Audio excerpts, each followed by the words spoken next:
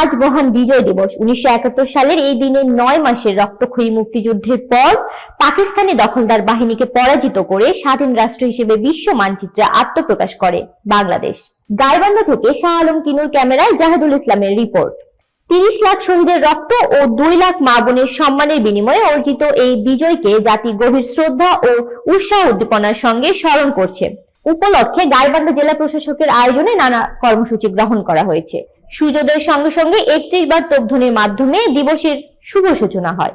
এরপর জেলা প্রশাসক মোহাম্মদ মাসুদুর রহমান মোল্লা ও পুলিশ সুপার জসিম উদ্দিন বিজয় স্তম্ভে শহীদদের প্রতি শ্রদ্ধা নিবেদন করেন। সরকারি বেসরকারি প্রতিষ্ঠানের প্রতিনিধি, সামাজিক সাংস্কৃতিক ও রাজনৈতিক নেতাকর্মীরাও পুষ্পস্তবক অর্পণ করেন। দিবসটি উদযাপনের অংশ হিসেবে পতাকা উত্তোলন, দিনব্যাপী বিজয় মেলা, বীর মুক্তিযোদ্ধা ও যোদ্ধাহত বীর মুক্তিযোদ্ধা পরিবার সংবর্ধনা, মুক্তিযুদ্ধ ভিত্তিক প্রামাণ্য চিত্র প্রদর্শনী, প্রীতি ফুটবল প্রতিযোগিতা, পুরস্কার বিতরণ ও সাংস্কৃতিক অনুষ্ঠানের আয়োজন করা হয়েছে। এই আয়োজনের মাধ্যমে নতুন প্রজন্মকে মুক্তিযুদ্ধের চেতনা ও দেশপ্রেমে উদ্বুদ্ধ করার লক্ষ্য রাখা হয়েছে।